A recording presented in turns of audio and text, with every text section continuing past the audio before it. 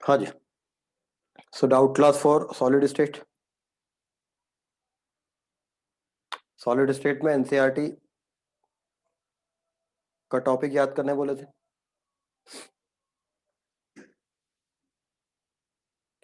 Electrical properties of solids.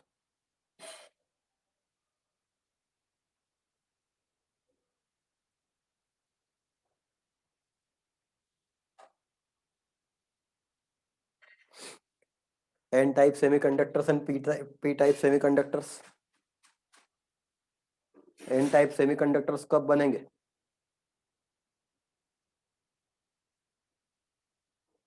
Silicon या germanium में। N type semiconductors कब बनेंगे और पी टाइप सेमीकंडक्टर्स कब बनेंगे?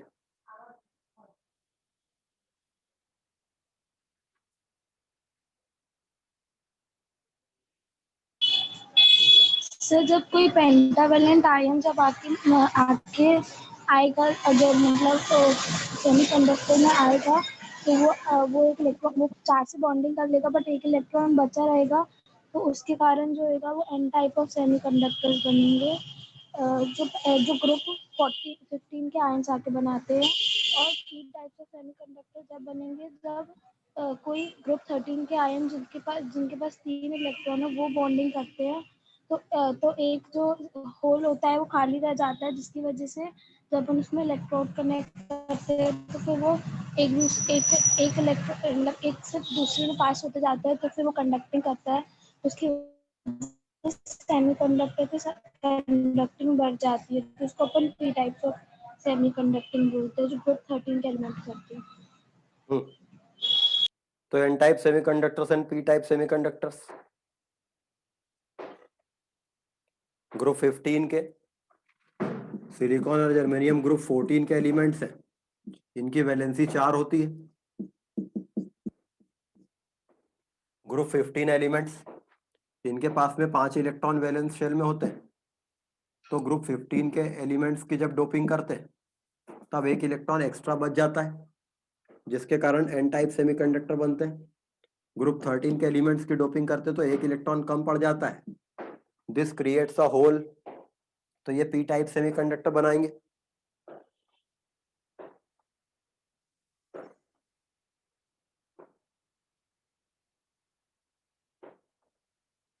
INSB ALP ये किस टाइप के सेमीकंडक्टर्स रहेंगे? Gallium arsenide. INSB ALP GaAs ये किस टाइप के सेमीकंडक्टर्स रहेंगे?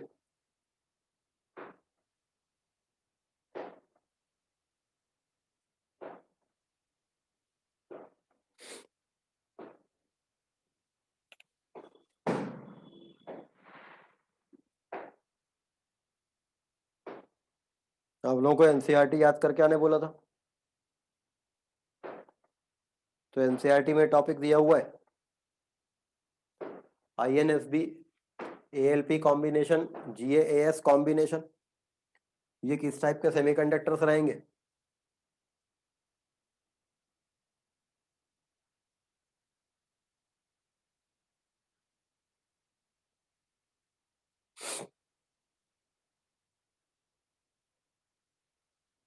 इंडियम एल्यूमिनियम गैलियम ये ग्रुप 13 के एलिमेंट्स है। एंटीमनी फास्फोरस ये ग्रुप 15 के एलिमेंट्स है। इनकी वैलेंसी 3 होती है, इनकी वैलेंसी 5 होती है। तो ओवरऑल जब इनके लेटिस बनेंगे तो इनकी एवरेज वैलेंसी 4 हो जाएगी। तो ये सिलिकॉन और जर्मेनियम टाइप की प्रॉपर्टी रखेंगे। तो ग्रुप 13 और 15 को मिलाकर ऐसे लेटिस बना जा सकते हैं जिनमें एवरेज वैलेंसी 4 हो जाए। इसी प्रकार से group 12 zinc cadmium and mercury और ग्रुप 16 मतलब सल्फर सेलेनियम टेलुरियम, इनके साथ में कंबाइन करके भी एवरेज वैलेंसी 4 वाले कंपाउंड्स बनाए जा सकते हैं। ये भी सेमीकंडक्टर की तरह बिहेव करेंगे। तो ZnS CDS ZnAc, HgTe, ये कॉम्बिनेशन भी एवरेज वैलेंसी ऑफ 4 दे देगा।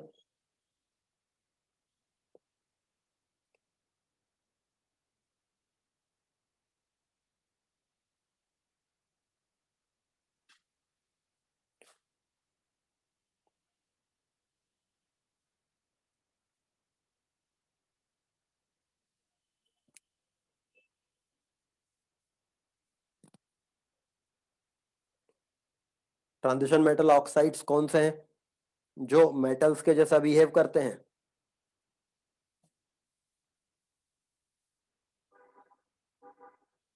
मेटल्स प्योर एलिमेंट होते हैं, बट ट्रांजिशन मेटल्स के ऑक्साइड्स जो मेटल की तरह बिहेव करते हैं।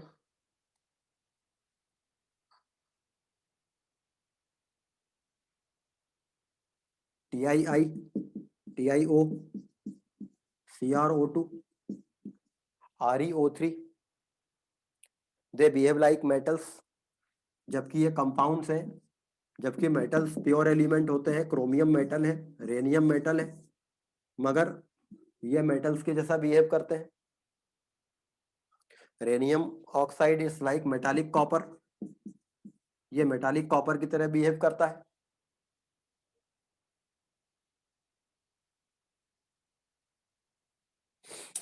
वेनेडियम के oxide VO, VO2, VO3 temperature basis पर ये कंडक्टिंग या इंसुलेटिंग प्रॉपर्टी शो करते हैं।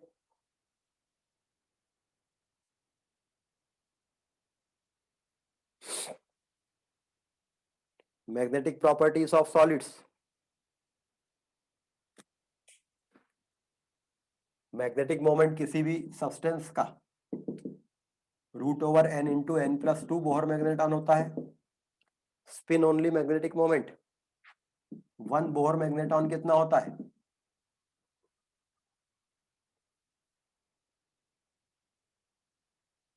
Bohr magneton is the unit off spin only magnetic moment. 1 Bohr magneton कितना होगा?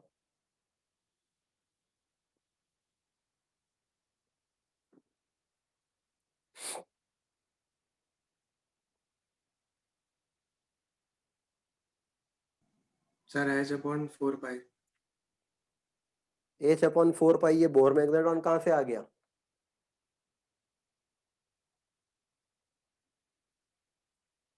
और मैंने इसकी वैल्यू पूछी है।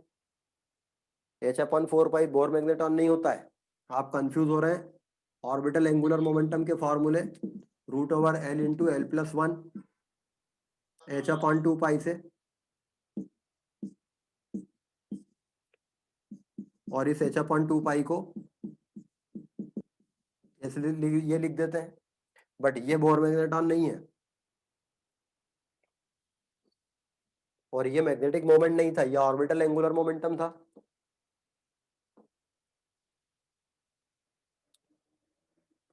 One Bohr magneton 9.27 into 10⁻⁻²4।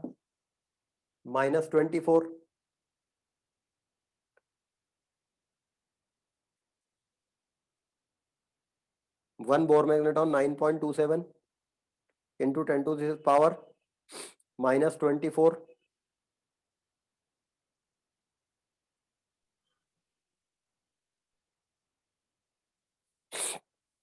Ampere metre square.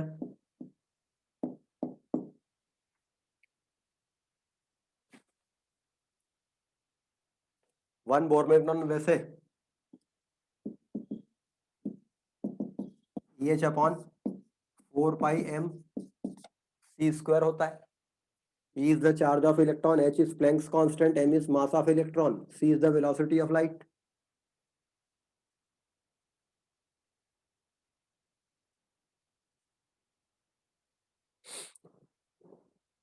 Paramagnetic substances के एग्जांपल क्या क्या हैं जो एनसीईआरटी में दिए हैं? पैरामैग्नेटिक सब्सटेंस के एग्जांपल्स है O2, Cu2+, Fe3+ और Cr3+। O2, Fe3+ और Cr3+। Cu2 CO2 plus plus Ar3 plus. पर वैसे पैरामैग्नेटिक सब्सटेंस पता किया जा सकता है उनमें अनपेयर्ड इलेक्ट्रॉन्स देखकर। तो पैरामैग्नेटिक सब्सटेंस के एग्जांपल और दिए जा सकते हैं। O2 1 माइनस आयन पैरामैग्नेटिक होगा, एक इलेक्ट्रॉन इसके पास फिर भी रहता है। स्कैंडियम 2 प्लस आयन पैरामैग्नेटिक होगा, स्कैंडियम 3 प्लस आयन डायमैग्नेटिक हो जाएगा, अनपेयर्ड इलेक्ट्रॉन नहीं रहेंगे इसके पास। डायमैग्नेटिक सब्सटेंस के एग्जांपल जो एनसीईआरटी में दिए हैं,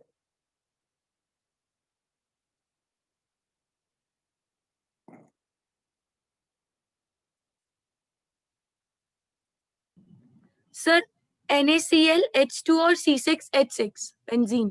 NaCl H2O C6H6 ये एनसीईआरटी में दिए हैं। ओजोन डायमैग्नेटिक होती है, ऑक्सीजन पैरामैग्नेटिक है, ओजोन डायमैग्नेटिक है। फेरोमैग्नेटिज्म ऐसे सब्सटेंस जिनमें काफी हाई डिग्री का पैरामैग्नेटिज्म होता है, क्योंकि सारे मैग्नेटिक डायपोल एक ही डायरेक्शन में अलाइन हो जाते हैं। फेरोमैग्नेटिक सब्सटेंस के example sir iron, cobalt, nickel, gadolinium and CrO2 chromium oxide. Iron, cobalt, nickel, gadolinium, CrO2।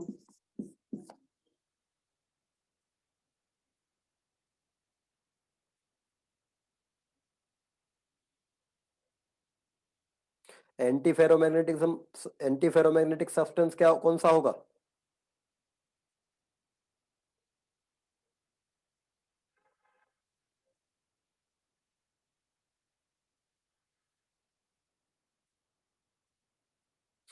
Anti ferromagnetism किस में मिलेगा?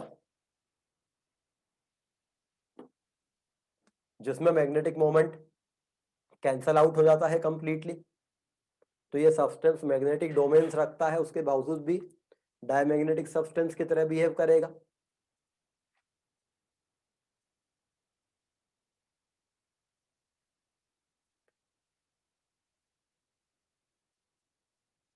वेदांत यादव पूछ रहे हैं कि एनसीईआरटी का इंपॉर्टेंट पार्ट कब मार्क करवाएंगे? जब एनसीईआरटी में याद करके आने बोल रहा हूं तब आप याद करके आ नहीं रहे हो। एक भी आंसर अभी आपने दिया नहीं है। ये सारी चीज जो मैं पूछ रहा हूँ ये खुद ही आप पूछ मार्क कर सकते थे अपने आप से ही। Manganese oxide. Manganese oxide MnO antiferromagnetism show करेगा। जेई मेंस में क्वेश्चन कई बार आ चुका ये वाला। फेरी मैग्नेटिज्म किस में मिलेगा?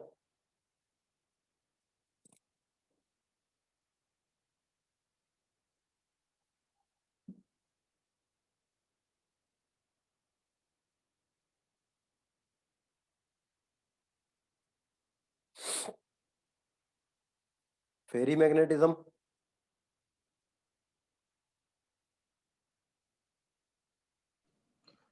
सर Fe3O4 और MgFe2O4 और ZnFe2O4। ये स्पाइनल स्ट्रक्चर रखेंगे। Fe3O4 मैग्नेटाइट है, ये भी स्पाइनल स्ट्रक्चर रखता है। ऑक्साइड का FCC लेयर स्ट्रक्चर होगा। 1/8 टेट्राहेड्रल बॉन्ड में मैग्नीशियम रहेगा, half of the octahedral bond में Fe3 प्लस आयन रहेंगे। ऐसा यहाँ भी रहेगा। तो इसको तो ऐसे ही याद रख लो कि जो स्पाइनल स्ट्रक्चर के एग्जाम्पल थे वो फेरी मैग्नेटिक थे। MnO एंटी फेरोमैग्नेटिक है। आयरन बहुत स्ट्रांगली मैग्नेटाइज होता है, कोबाल्ट, निकिल, गैडोलिनियम ये फेरोमैग्नेटिक सब्सटेंस है।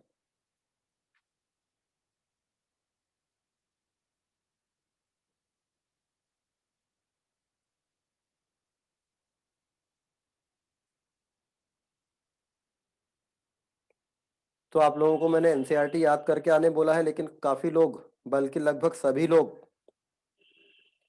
याद कर नहीं रहे हैं उसको।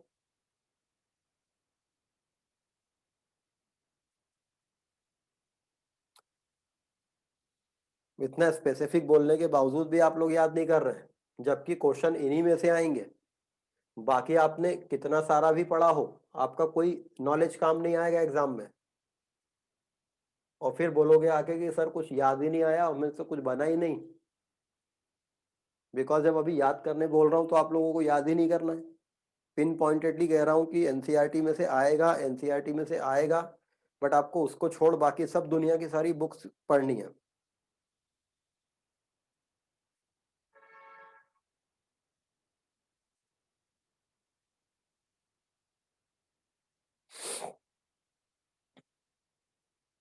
सॉलिड स्टेट में और कोई डाउट?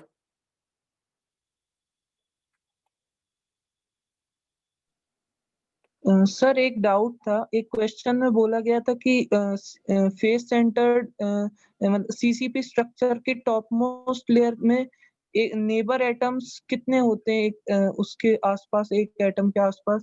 तो उसका आंसर 9 दिया था सर। सर 12 लग रहा था। टॉप मोस्ट लेयर में, अब अगर सीसीपी लेयर के टॉप मोस्ट लेयर की बात कर रहे हैं मतलब एक लेयर आपको नहीं देखनी है। मान लो ये एक एटम की हम बात करते हैं,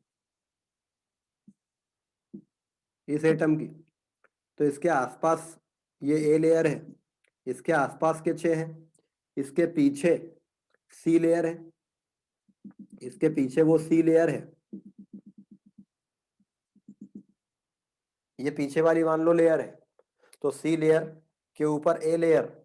अब अगर हमने बी लेयर लगा दी तो फिर ये एटम टॉप मोस्ट लेयर पे नहीं रहा, ये ए। तो अगर ये टॉप मोस्ट एटम है मतलब इसके ऊपर कोई लेयर नहीं है, तो फिर इसके आसपास के 6 और पीछे की लेयर के 3, 9 है। पर वैसे अगर लेटिस में पैक्ड देखें, अगर कंप्लीट पैक्ड देखते तो 12 कोऑर्डिनेशन होता, क्योंकि इसके ऊपर यहां पर बी लेयर होती।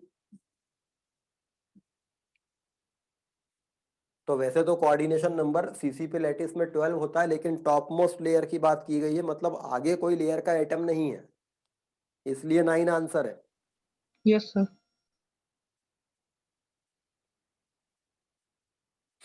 और कोई डाउट?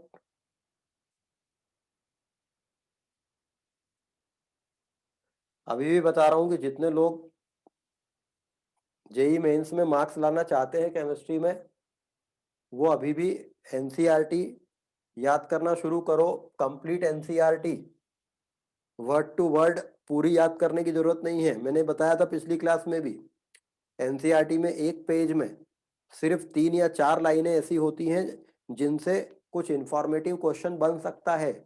जैसे मैं सिलेक्टिवली पूछ रहा हूं, आप देख लो कि मैंने सॉलिड स्टेट में से कौन कौन सी चीजें पूछी आपसे। इस तरह से आप एनसीईआरटी के सारे चैप्टर्स पढ़ते जाओ और उसमें से वो पोर्शन हाईलाइट करते जाओ जिन पोर्शन में कुछ ऐसी इंफॉर्मेशन लिखी है जो आपको क्वेश्चन उसका आ जाएगा। अब आपने एनसीईआरटी का वो सॉलिड स्टेट वाला पार्ट जितने लोगों ने यदि पढ़ा होगा, प्रॉपर्टीज ऑफ सॉलिड्स वाला, मैग्नेटिक प्रॉपर्टीज ऑफ सॉलिड्स, आप फ्लो में पढ़ते गए होंगे। बोर मैग्नेटॉन 9.27 इंटू 10⁻⁻24, लेकिन किसी ने ये नहीं सोचा कि इसकी वैल्यू एग्जाम में आ गई तो क्या करेंगे, बस सीधे आप कंटिन्यू पढ़ते जाते हैं। उस पूरे पैराग्राफ में सिर्फ ये इंफॉर्मेटिव बात लिखी हुई है कि 1 बोर मैग्नेटॉन कितना होता है। बाकी का जो पैराग्राफ है वो डिस्क्रिप्शन है, एक्सप्लेनेशन है कि मैग्नेटिज्म कैसे आता है। तो उसको डिस्क्रिप्शन की जरूरत नहीं है। आप कॉम्पिटिटिव एग्जाम्स में ऑब्जेक्टिव टाइप क्वेश्चन में डिस्क्रिप्शन की जरूरत नहीं रहती है, इंफॉर्मेशन की जरूरत रहती है। तो जितने लोग सिंसियरली पढ़ना चाहते हैं, अभी भी टाइम है आपके पास। एनसीईआरटी में से चीजें स्पेसिफाई करके याद करना शुरू करो, ताकि आपको एग्जाम के टाइम पर चीजें याद रहें। बार बार रिपीट कर करके पढ़ते जाओ, आदत बना लो इसको। आप सोचोगे एग्जाम के एक हफ्ता पहले मैं एनसीईआरटी पूरा याद कर लूंगा, तो इम्पॉसिबल है। आप अपने आप को धोखा दे रहे हैं। सर एक क्वेश्चन था। In a face center cubic lattice, atom A occupies the corner position, atom B occupies the face center position. If one atom of B is missing from one of the face center point, the formula of the compound is? इतना simple है। अगर एक phase centre lettuce है, उसमें ए atom corner पर है,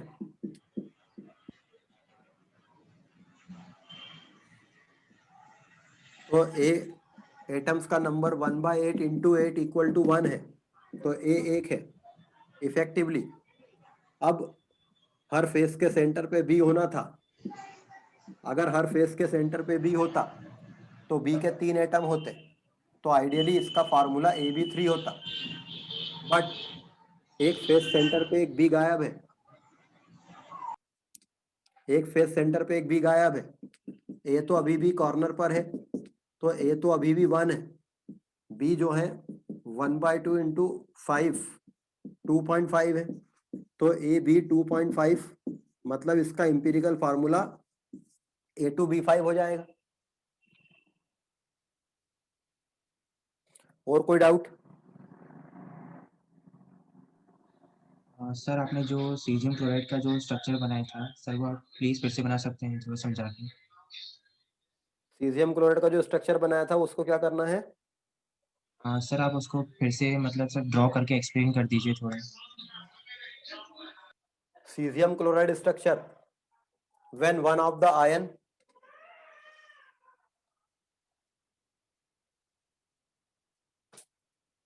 forms simple cubic lattice, another ion occupy all the cubic voids of the lattice। Simple cubic lattice में सारी वॉइड एक ही टाइप की होती है, क्यूबिक वॉइड। मतलब एक एटम है सीजियम, उसने सिंपल क्यूबिक लेटिस बनाया, तो इसके सेंटर पे जो क्यूबिक वॉइड है उसमें क्लोराइड एटम है। तो सीजियम एटम्स ने, सीजियम आयंस ने सिंपल क्यूबिक बनाया है, तो उसके बॉडी सेंटर में एक क्लोराइड है। तो number of caesium ions per unit cell 1/8 into 8 equal to 1। Number of chloride ions per unit cell 1/1 into 1। तो पर यूनिट सेल सीजियम एक आयन होगा, क्लोराइड एक आयन होगा। एक सीजियम के आसपास 8 क्लोराइड होंगे, एक क्लोराइड के आसपास 8 सीजियम होंगे, बिकॉज किसी भी एक एटम के आसपास ऐसी 8 क्यूबिक वाइड होंगी। तो ये अगर सीजियम है, अगर ये सीजियम है, तो इसके आसपास 8 क्लोराइड है ऐसे, एक यहाँ पर है, एक ऊपर की यूनिट सेल में, एक उधर की यूनिट सेल में, एक उधर, और ऐसे 4 और ऊपर, क्योंकि कॉर्नर वाला एटम 8 यूनिट सेल में शेयर रहता है, और 8 यूनिट सेल्स का सेंटर एक क्यूबिक वाइड है। सिमिलरली इसके ये 8 नेबर है, तो एक क्लोराइड के आसपास 8 सीजियम है। हम इस स्ट्रक्चर को वाइस वर्सा भी कह सकते हैं। हम अपना फोकस अगर बाजू में और एक यूनिट सेल बना ले, पहले नीचे भी एक और यूनिट सेल बना ले,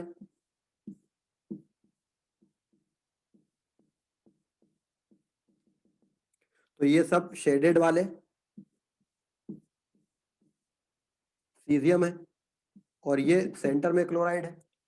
अगर हम अपना फोकस इन क्लोराइड पे कर दें और इनका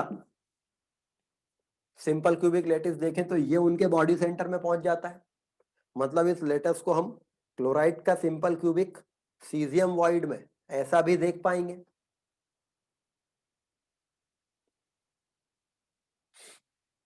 तो इसलिए यहां पर आयन स्पेसिफाई नहीं किया गया है।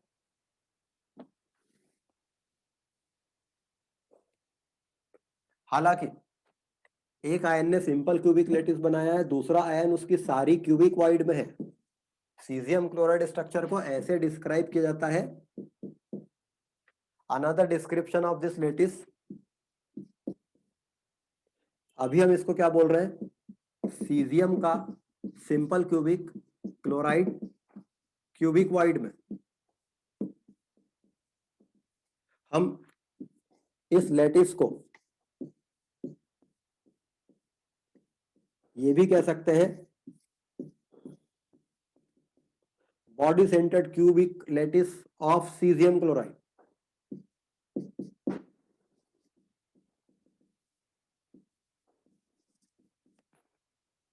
हम इसको body centred cubic lattice of caesium chloride कह रहे हैं, मतलब फिर सीजियम और क्लोराइड अलग नहीं है, सीजियम क्लोराइड एक ही चीज है, उसका body centred cubic lettuce.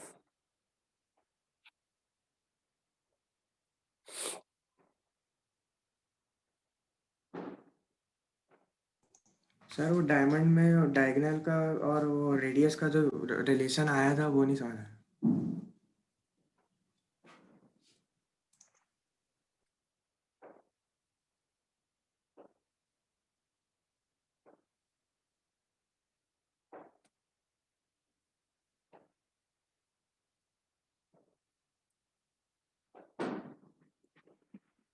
Diamond की जो यूनिट सेल होती है उसमें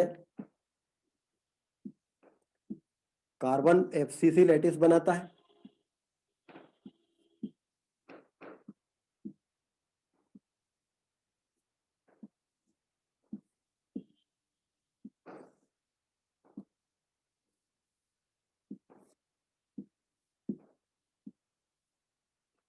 कार्बन एफसीसी लैटिस बनाता है, ये कार्बन एटम्स है, ये कॉर्नर पर है, हर फेस के सेंटर पर एक कार्बन है। अगर ये एक प्रॉपर एफसीसी होता, अगर ये एक प्रॉपर फेस सेंटर्ड क्यूबिक होता, तो आपको टच करते हुए एटम कहां मिलते? फेस डायगोनल पे। मतलब ये एटम इसको टच करता है एफसीसी में, ये एटम और ये एटम एक दूसरे को टच करते हैं, दूर बनाए गए हैं मगर ये टच करते हैं, सब पास है। इस एज पर ये एटम टच नहीं करते हैं, मगर इस फेस डायगोनल पे ये एटम टच करते हैं। मगर आपने क्या किया, इसकी जो टेट्राहेड्रल बॉइड थी, जिसका रिलेटिव साइज जो रहता है वो इसको बनाने वाले स्फीयर का 0.225 साइज ही होता है, लेकिन आपने इस छोटी सी वॉइड में इतना ही बड़ा एक एटम रख दिया अंदर, तो यहां हम इतनी ही बड़ी बॉल रखेंगे, इतनी सी जगह में जहां इतनी छोटी बॉल आ सकती थी वहां इतनी ही बड़ी बॉल रखने की कोशिश करेंगे, तो वो इन बेस की तीनों बॉल्स को बहुत दूर कर देगी, और ऊपर की एक बॉल जो इसके ऊपर रखाएगी वो इन तीनों को टच नहीं करेगी। मतलब ना तो ये एक दूसरे को टच कर रहे हैं, ना जो ऊपर वाली बॉल रखी वो इनको टच कर रही है, पर ये इन चारों बॉल्स को टच कर रही है। यहां पर हमने टेट्राहेड्रल बॉइड में कार्बन एटम रखा, जब हम इसमें पीछे के मिनी क्यूब में उसके सेंटर में एक एटम रखते हैं, पीछे के मिनी क्यूब के सेंटर में, तो इधर वाले मिनी क्यूब में नहीं होगा, तो सामने वाले मिनी क्यूब के सेंटर में कार्बन एटम होगा, फिर इधर नहीं होगा, फिर उधर पीछे वाले मिनी क्यूब के सेंटर में होगा, उधर नहीं होगा, सामने वाले मिनी क्यूब के सेंटर में होगा। ये वो एटम है जो टेट्राहेड्रल बॉइड में चला गया और उसने इसको और इसको दूर कर दिया है। समझ गए? ये भी एक दूसरे को अब टच नहीं कर रहे, पहले टच करते थे, लेकिन ये इसको इसको इसको और इसको सबको टच कर रहा है, क्योंकि ये और ये तीनों, ये वाली बॉल थी, ये वाला एटम, ये वाला एटम, ये तीन फेस के सेंटर है और उनपे एक एटम ऊपर से रखा है, कॉर्नर वाला ये, तो ये डिस्टेंस अब 2r नहीं है, ये डिस्टेंस 2r नहीं है, मगर ये इसको टच कर रहा है, ये डिस्टेंस 2r है, और ये डिस्टेंस कितनी है, इसकी बॉर्डर डायगोनल का 1/4, ये बॉर्डर डायगोनल का आधा, √3 ये बॉर्डर डायगोनल होती है, उसका 1/4 2r है। तो यहां से a और r में रिलेशन आएगा।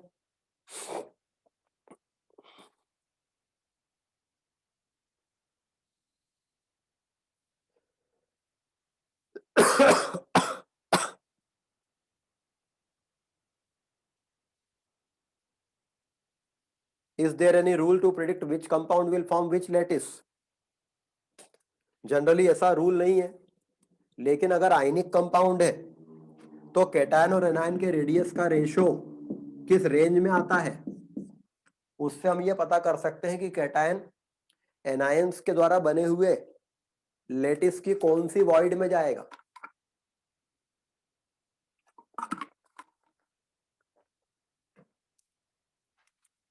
और अगर वॉइड क्यूबिक वॉइड का रेशो आ जाता है, अगर ये रेडियस रेशो क्यूबिक वॉइड की रेंज में आ जाता है, तो बताइए एक आयन का रेडियस रेशो कैटायन का रेडियस रेशो अपने एनायन के साथ अगर क्यूबिक वॉइड की रेंज में जाता है,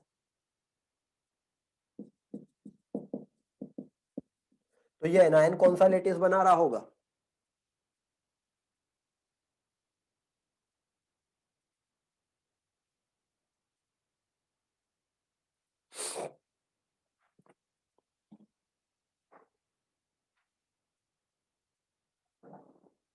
अरे सिंपल सा क्वेश्चन तो मैंने पूछा है। अगर एक कैटायन और एनायन का रेडियस रेशो क्यूबिक वॉइड की रेंज में आता है, तो उसका एनायन कौन से टाइप का लेटिस बना रहा होगा। Simple cubic. सिंपल क्यूबिक, क्योंकि cubic void simple cubic lattice में मिलती है। हाँ, अगर रेडियस रेशो टेट्राहेड्रल या ऑक्टाहेड्रल वॉइड का है, तो फिर हेक्सागोनल क्लोज पैक्ड लेटिस भी पॉसिबल है, और क्यूबिक क्लोज पैक्ड लेटिस मतलब एफसीसी लेटिस भी पॉसिबल है। और क्या,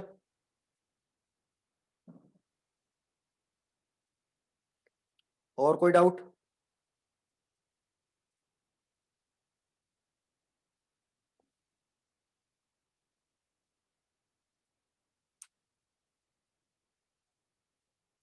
चलिए नेक्स्ट क्लास में ओर्स एंड मेटलर्जी के सारे ओर्स के नाम, उनके फार्मूले, और ओर्स एंड मेटलर्जी में जितना पढ़ाया है वो सारा आपको याद करके आना है,